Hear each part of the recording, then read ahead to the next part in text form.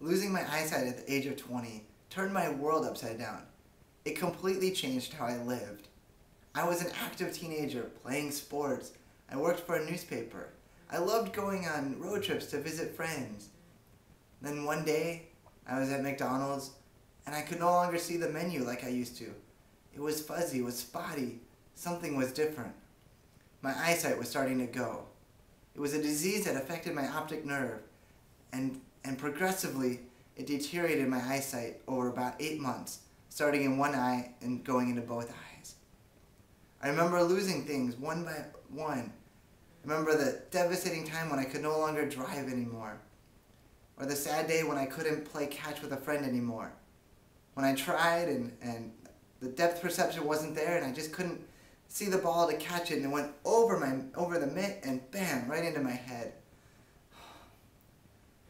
And when I couldn't read anymore, little by little things were going, and so I'd hold on to everything that I could.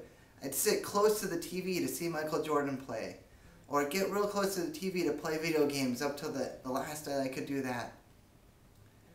Things in my life were changing, and it was hard to admit what was happening. And even in the time that it was going on, I didn't know how difficult it was. And then it hit home.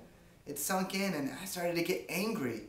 Not angry at God, but angry at what was happening to me.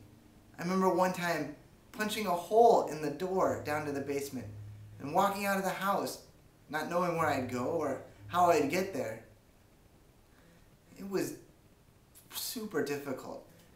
And yet in the midst of all of that, I held on to God. I knew God would come close to me and be with me. And now, even though my life is very different, I can't drive, I don't play the sports I used to play, things are lived differently. But I live each day, one day at a time with God.